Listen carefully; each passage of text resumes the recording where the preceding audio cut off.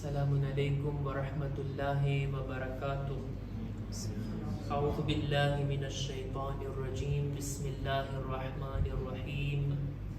Alhamdulillahi rabbil alamin. Assalatu wassalamu ala ashrafil anbiya'i wal mursalin.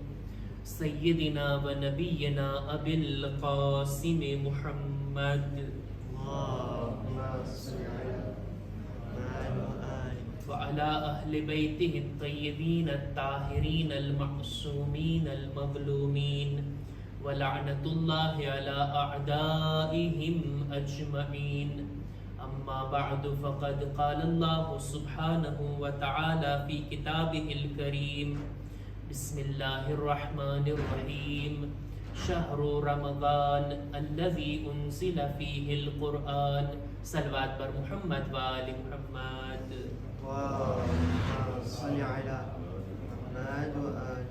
માહે મુબારક રમઝાનનો 15મો દિવસ આજે આપણે પૂરો કર્યા કે જે આપણા બીજા ઇમામની વિલાદતની મુબારક તારીખ હતી. આજના દિવસની મુબારકબાદ પેશ કરતા આજે પણ આપણે કુરાન મજીદની તફસીરની ચર્ચાને આગળ વધારીએ. એ પહેલા હદીસોની અંદર મળે છે કે માહે મુબારક રમઝાનમાં નેક કામો કરવા, સારા કામો કરવા, ઇબાદતો કરવી, લોકોની સાથે ભલાઈનું વર્તન કરવું, સારા અખલાક અપનાવવા, આ જ્યાં આટલી બધી નેકીઓ કરવાનો હુકમ છે, સાથોસાથ એક હુકમ છે માહે મુબારક રમઝાનમાં કોઈને ઇફતાર કરાવવો, કોઈને રોઝો ખોલાવવો. આ ઘણી બધી ફઝીલતો રાખે છે. માહે મુબારક રમઝાનની ઇફતારીના બારામાં હદીસની અંદર મળે છે રસૂલે ખુદાની હદીસ કે જે કોઈ પણ રોઝેદારને ઇફતાર કરાવે તો એ રોઝેદારના રોઝા જેટલો સવાબ ઇફતાર કરાવવા વાળાને પણ મળે છે. રોઝેદારના સવાબમાંથી કંઈ કમ નહીં થાય, એના અજરમાંથી કંઈ ઓછું નહીં થાય, પણ એના જેટલો અજર ઇફતાર કરાવવા વાળાને મળે છે. ત્યાં સુધી બીજે એક હદીસમાં મળે છે કે મન ફત્તરા સાઇમન કાન લહુ મિથલુ અજરિહી મિન ગૈર અન યનકુસ મિનહુ શૈ. આજ બાબતને આ હદીસમાં બયાન કરવામાં આવી કે રોઝેદારના અજરનો જેટલો સવાબ રોઝો ખોલાવનારને મળે છે. વમા અમિલા બિકુવ્વતિ ઝાલિકા તઆમ મિન બિર. રોઝેદાર ઇફતાર કરી લેશે, ઇફતાર કરાવવા વાળાને રોઝા જેટલો સવાબ તો મળી જશે. ત્યારબાદ હવે રોઝેદાર ઈ જમવાની તાકાતથી જે કંઈ ઇબાદત અને નેકી કરશે, આ રોઝો ખોલાવનાર એની નેકીમાં એનો ભાગીદાર બને છે. ઘણી બધી રિવાયતો આ બાબતની અંદર ઇફતારી આપવાના બારામાં, ભલે કઈ નહીં તો એક ખજૂરના જરિયાથી કોઈને રોઝો ખોલાવે, એક પાણીના ઘૂંટથી, એક રોટલીના ટુકડાથી, ત્યાં સુધી હદીસની અંદર મળે છે કે આ સવાબથી ઇન્સાન મહેરૂમ ના થાય. બીજી પણ ઘણી હદીસો આપણને ધ્યાનમાં આવી, ઇન્શાઅલ્લાહ બાદમાં આપણે એને બયાન કરશું. આજે મારે તફસીરે કુરઆનમાં જે આયતની તિલાવતને બયાન કરવી છે, એ આયતને રજૂ કરવા પહેલા આપણા ઇમામોના ફઝાઇલ, માસૂમીનના વખાણ અને એમની ફઝીલતો કુરાનમાં અનેક જગ્યા ઉપર બયાન થઈ છે. માસૂમીનના ફઝાઇલને કુરાનની અનેક આયતોમાં જોઈ શકાય. જો જોવા વાળી નજર હોય તો, તાસુબની નજરથી કુરાનને ન પડવામાં આવે તો માસૂમીનના ફઝાઇલ આપોઆપ કુરાનની અંદર નુમાયા છે, દેખાય આવે. કુરાન મજીદની અંદર અનેક મકામ ઉપર ઇમામોની ફઝીલતોને બયાન થઈ છે. આજે કેમ કે વિલાદતનો દિવસ હતો આપણા બીજા ઇમામની વિલાદતનો, અને ચાહું છું કે એક ફઝીલત આપણા બીજા અને ત્રીજા ઇમામની અને ત્યારબાદ આપણા જેટલા ઇમામો છે બધાની આ હતી કે ખુદ પોતે પણ ફખ્ર કરતા હતા આ વાત ઉપર, અને હક પણ છે એમનો. આ એમની ફઝીલત છે ને તે આ કે અહલે બેત અલૈહિસ્સલામ, આપણા બીજા ઇમામ, ત્રીજા ઇમામ અને બાકીના બધા ઇમામ ફરઝંદે રસૂલ ખુદા છે, ઇબ્ને રસૂલુલ્લાહ, રસૂલની ઔલાદ હોવું. આ ખરેખર એક ફખ્રનો મકામ છે એ લોકો માટે. આપણે બધા ઇમામોની ઝિયારતમાં પડીએ છીએ ને, યબ્ન રસૂલિલ્લાહ, અસ્સલામુ અલૈકા યબ્ન રસૂલિલ્લાહ, એ રસૂલના ફરજંદ તમારા પર સલામ. ખુદ ઇમામો પણ પોતે ફખરથી કહેતા, રસૂલની કોઈ ઔલાદ હોય તો ઈ અમે છીએ. આપણા છઠ્ઠા ઇમામની ખિદમતમાં ગાલિબન અબુ હનીફા આવે છે. ઇમામના હાથમાં એક લાકડી હતી. ઇમામના હાથમાં લાકડી જોઈને અબુ હનીફાએ સવાલ કર્યો કે ભાઈ મૌલા, તમારી ઉંમર એટલી નથી થઈ કે હાથમાં લાકડી લેવી પડે, પણ તોય તમારા હાથમાં અત્યારે હું લાકડી જોઉં છું. ત્યારે ઇમામ કહે છે, ગાલિબન છઠ્ઠા ઇમામની વાત છે કે પાંચમા ઇમામ છે, મને યાદ નથી બરાબર. રોઝાની હાલતમાં આપણે વધારે એહતિયાત કરતા કહીએ કે આપણે કોઈ ઇમામની હાથમાં લાકડી હતી. આવનારો માણસ કહે છે કે આ લાકડી તમારા હાથમાં ક્યાંથી? ત્યારે ઇમામનો જવાબ, આ અસા, આ લાકડી મારી નથી, આ રસૂલે ખુદાની છે. આ એમની અસા છે કે જે વારસામાં અમારા સુધી પહોંચી છે. એટલે તરત ઓલો સહાબી આવીને કહે છે, મૌલા મને રજા આપો તો હું આ લાકડીને ચૂમી લઉં, એના બોસા લઈ લઉં, એનેથી તબરુક મેળવું. ત્યારે ઇમામે જવાબમાં કીધું કે છે આ લાકડી અત્યારે મારા હાથમાં છે, રસૂલથી મનસૂબ છે, રસૂલની આ લાકડી છે, તું એને ચૂમવા માંગે છે, તું એના બોસા લેવા માંગે છે, જ્યારે કે રસૂલની ઔલાદ અત્યારે તારી દરમિયાન છે. આ રસૂલનું બદન છે, આ રસૂલનું ગોશ્ત છે, આ રસૂલનું ખૂન છે. હું ખુદ પોતે રસૂલની ઔલાદ તરીકે તારી સામે ઊભો છું. તું એનો એટલો એહતરામ નથી કરતો જેટલો આ લાકડીનો કરે છે. ઇમામોની ખુદની પોતાની આ ફઝીલત અને એમના માટે ફખ્રની વાત હતી કે તેઓ ફરઝંદ રસૂલે ખુદા હતા. અને દુશ્મનોને આ વાત હજમ નહોતી થતી. ખાસ કરીને બની ઉમૈયાને, બની અબ્બાસને આ વાત બિલકુલ પસંદ નહોતી. એ લોકો માનવા તૈયાર નહોતા. ભાઈ બની શકે કે તમે બધા રસૂલની ઔલાદ હો, ના, તમે અબુ તાલિબની ઔલાદ કહો, તમે અલીની ઔલાદ કહો, રસૂલની ઔલાદ પોતાને શા માટે કહો છો? જ્યારે આ બાજુથી દુશ્મનો આમ કહેતા હતા અને ઇમામોનો ઇસરાર હતો કે ના, અમે તો રસૂલની જ નસ્લમાંથી છીએ, અમે એમના જ ફરજંદો છીએ. ઘણી વખત આ ઊંડી ચર્ચા થતી. રાવીનું નામ છે શાબી. પોતે બયાન કરે છે કે એક દિવસ હજ્જાજ ઇબ્ન યુસુફે સકફીએ મને પોતાના દરબારમાં બોલાવ્યો. રાતનો સમય હતો અને રાતના સમયની અંદર મને જ્યારે બોલાવે છે ત્યારે હું એની પાસે ગયો. મારા દિલમાં ડર તો હતો કે રાતના સમયમાં ખબર નહીં હજ્જાજ મારા સાથે શું વ્યવહાર કરશે. એવું ના બને કે મારા કત્લનો હુકમ આપી દે. અને આ જાલિમથી એવી જ અપેક્ષા હતી, ક્યારે કોને કત્લ કરી નાખી કઈ ખબર નહોતું. એટલે હજ્જાજ એની સાથે વાત કરતા કરતા કહે છે કે આવતીકાલે બપોરના અમારા દરબારમાં તું આવજે, ત્યાં એક માણસનો અમારે ફેસલો કરવાનો છે.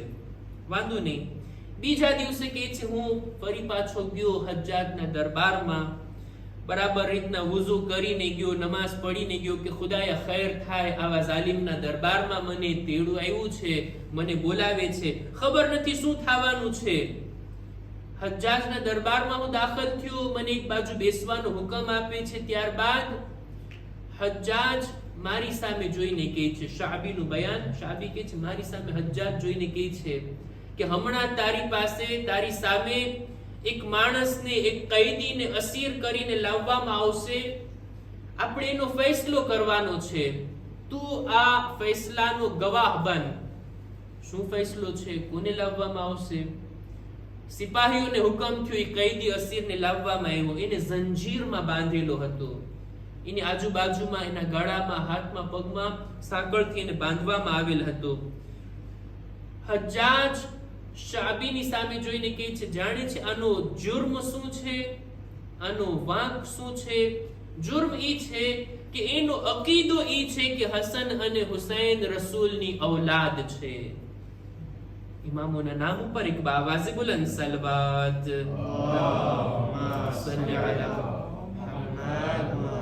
ઈ આ બંને હસ્તીઓને રસૂલના ફરજંદ માને છે, રસૂલની ઔલાદ તરીકે માને છે.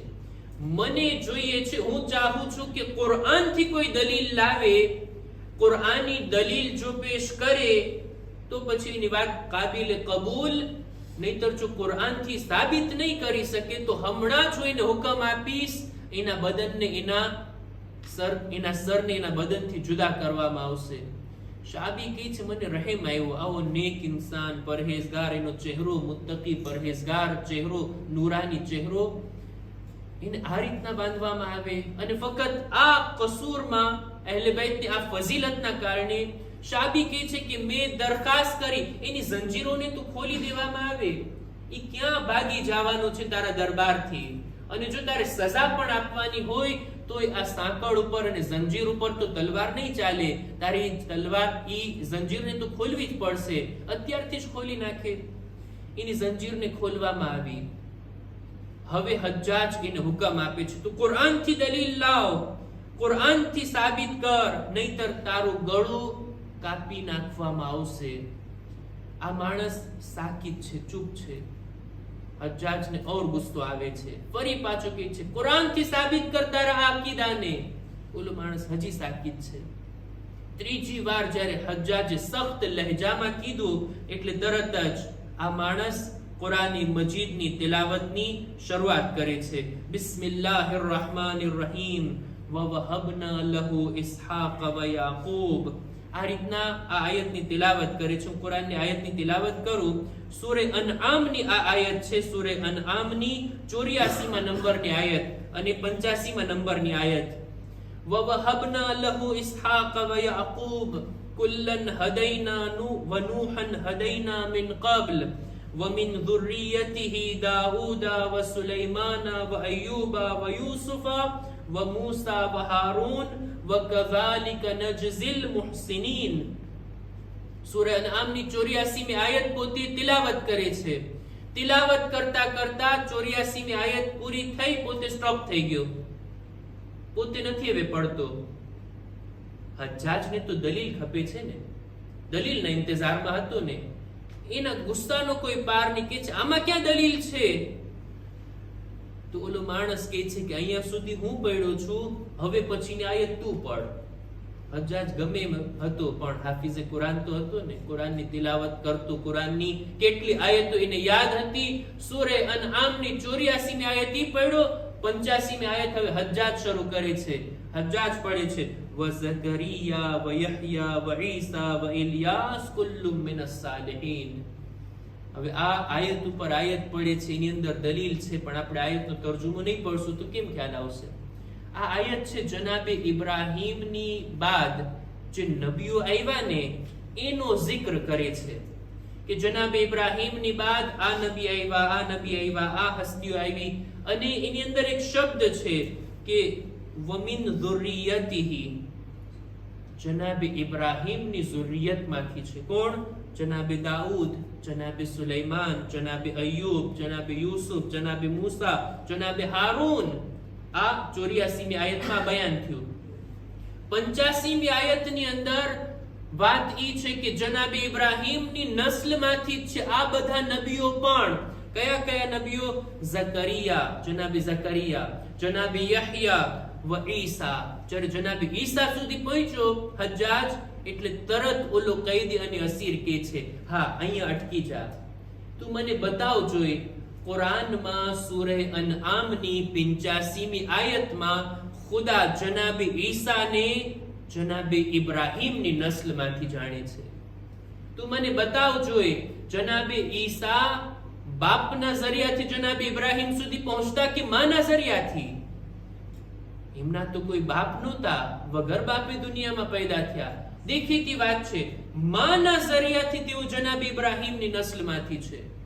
અને ન ડાયરેક્ટ, ન દીકરાના દીકરા તરીકે કેટલી નસ્લો પસાર થઈ ગઈ તો પણ માના જરિયાથી જનાબે ઈસા ને કુરાન જનાબે ઇબ્રાહીમનો ફરઝંદ જાણતા હોય તો ફાતિમા એક વાસ્તાના જરિયાથી હસન અને હુસૈન રસૂલુલ્લાહના દીકરા કેમ ના હોઈ શકે? એક સલવાત પર મુહમ્મદ વાલે મુહમ્મદ.